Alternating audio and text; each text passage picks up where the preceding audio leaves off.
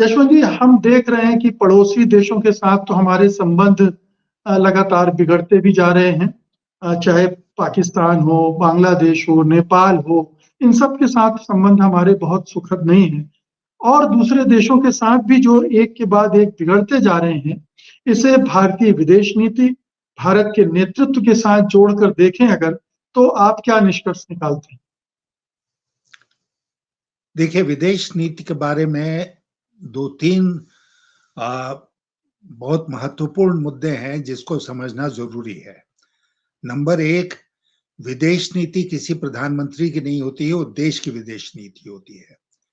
Number दो, हमारे देश में विदेश नीति को लेकर एक ऑल पार्टी सहमति बनी रही है आजादी के बाद से, और कभी भी कोई मसला आया तो प्रधानमंत्री ऑल पार्टी मीटिंग बुलाते थे, उसमें चर्चा होती थी और एक सहमति के आधार पर आगे बढ़ने का काम किया जाता था।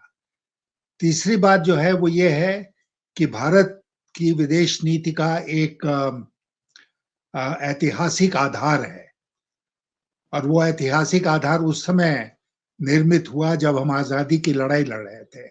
तो अचानक ऐसा नहीं हुआ कि 15 अगस्त 1947 को भारत की एक अजीब सी विदेश नीति आ गई और बिल्कुल नई थी, लोगों को समझ में नहीं आई। भारत की विदेश नीति तब तक बिल्कुल स्थापित हो चुकी थी और उसी रास्ते हम आगे बढ़े। अब पिछले 10 वर्षों में लगभग क्या हुआ है, मोदी जी के आने के बाद विदेश नीति को बिल्कुल व्यक्तिगत बना दिया गया, पर्सनलाइज कर दिया गया। उस सारी विदेश नीति प्रधानमंत्री के व्यक्तित्व के इर्द गिर्द घूमने लगी, और ये जानबूझ के किया गया। विदेश नीति पर जो चर्चा होनी चाहिए थी ऑल पार्टी मीटिंग्स में, वो चर्चा नहीं हुई। जैसे अभी भी अगर फिलिस्तीन और इजराइल का सवाल है तो मेरी जानकारी में तो नहीं है कि एक ऑल पार्टी मीटिंग बुलाकर उसके बारे में देश की नीति तय करने के बारे में बात हुई। तीसरी बात की व्यक्तिगत विदेश नीति का असर पड़ा कि जिससे हमारी दोस्ती है उसका असर हमारी विदेश नीति पर पड़ेगा, जिससे हमारी दोस्ती नहीं है, चाहे देश का हित कुछ भी हो, उसमें हमारे दुराव का असर पड़ेगा, नजदीकी अगर नहीं है तो कई माने में विदेश नीति जो है उसमें एक फंडामेंटल शिफ्ट, एक मौलिक परिवर्तन हुआ है पिछले 9-10 वर्षों में। और आप बात कर रहे हैं विदेश मंत्री ने ऐसे बोला, विदेश मंत्री ने वैसे बोला। विदेश मंत्री एक राजनीतिक पद है ना। आप फॉर्मर फॉरेन सेक्रेटरी को जो राज्यसभा में लाके उसको विदेश मंत्री बना देते हैं तो उसका क्या वजन देश के भीतर और देश के बाहर वही होगा जो एक सदा हुआ राजनीतिक व्यक्तित्व का होगा अगर वो विदेश मंत्रालय में जाता है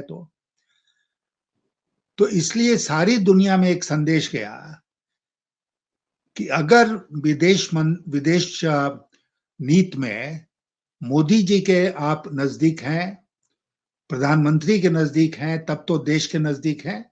प्रधानमंत्री के नजदीक नहीं है तो देश के भी नजदीक नहीं है। आपने जितने वाकया का जिक्र किया अभी, उसमें लगभग यही बात समझ में आती है।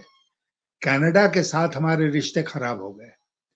अब उसके तथ्य क्या हैं उसके बारे में विवाद हो सकता है, लेकिन कनाडा, भारतीय कनाडा जाना चाहते हैं। आपने सुना कोई कनेडियन जो है वो भारत में आके रहना चाहता है? बहुत सारे भारतीय हर साल कनाडा जाके वहां की नागरिकता लेकर वहां सेटल करते हैं। कनाडा का, अगर मैं गलती नहीं कर रहा हूं, तो $50 बिलियन का यहां पर निवेश है भारत में। कनाडा कई माने में हमारे लिए बहुत ही महत्वपूर्ण देश है। उससे हमने अदावत ले ली। उसके बाद नेचुरली, एक स्वाभाविक रूप से अमेरिका और ग्रेट ब्रिटेन उसके साथ खड़े नजर आएंगे, और भी देश कनाडा के साथ खड़े नजर आ रहे हैं, और भारत उसमें अलग थलग पड़ता जा रहा है, क्योंकि इन देशों का संबंध कनाडा से बहुत ज्यादा गहरा है भारत की तुलना में, भारत के संबंधों की तुलना में। तो इसलिए हमने वहां पर एक तरह से हमारी बत पिटी। फिर उसके बाद पड़ोसी देशों का आपने जिक्र किया, मालदीव्स अभी हाल में, मालदीव्स में भारत की सेना की टुकड़ी है, तो अब एक मुद्दा बना हुआ है कि नहीं उसको निकाल के रहेंगे। अब मालदीव ऐसा देश हमें आंख दिखाएगा, इसकी तो दूर दूर तक हमने कल्पना भी कभी नहीं की थी। मैं भी उस मंत्रालय में रहा था और मुझे याद है कि जब मैं विदेश मंत्रालय में आए वित्त मंत्रालय से, तो मैं वाजपेयी जी के पास गया और मैंने कहा कि आपका कुछ मशविरा है कि मैं कैसे आगे बढ़ूं विदेश मंत्रालय में। उन्होंने मुझसे कहा कि भाई सबसे पहले आप जो हमारे पड़ोसी देश हैं वहां जाइए, उनसे संबंधों को और बेहतर कीजिए। और मुझे ये कहते हुए संतोष हो रहा है मुकेश जी कि जो स्पेशल प्लेन सरकार ने मेरे डिस्पोजल पर रखा, उससे सबसे पहले पहला देश में जहां मैं गया वो मालदीव्स था। तो उन लोगों को बड़ी बड़ी खुशी हुई कि भारत का नया विदेश मंत्री सबसे पहले हमारे देश में आया। बड़ी अच्छी बातचीत हुई। उसके बाद मैं बाकी पड़ोसी देशों में गया। तो पड़ोसी देशों का जो संबंध है वो बहुत ही महत्वपूर्ण होता है और उसको हल्के में नहीं लेना चाहिए, क्योंकि साथ साथ वो इतना संवेदनशील होता है कि एक छोटी सी भूल उस संबंध को बिगाड़ सकती है। तो इसलिए पड़ोसी देशों का महत्व है। अब होता क्या है कि हम लोग सब समझते हैं कि सबसे इंटरेस्टिंग क्या है, अमेरिका के साथ संबंध, अमेरिका बार बार जाओ। हाँ? उस समय रूस का एक महत्व ज्यादा था, तो रूस बार बार जाओ और पड़ोसी देशों को नेग्लेक्ट करो। केवल पड़ोसी देशों को ही नहीं, अफ्रीका में 54 देश हैं, उनके साथ भी हम चिंता नहीं करते हैं संबंधों को बेहतर करने के लिए। लैटिन अमेरिका में वहां भी अनेक देश हैं, इन सबका एक एक वोट है संयुक्त राष्ट्र संघ में, और उस वोट का उतना ही महत्व है जितना अमेरिका के एक वोट का महत्व है या रूस के एक वोट का महत्व है। तो हम इनको नेग्लेक्ट करते हैं। क्यों?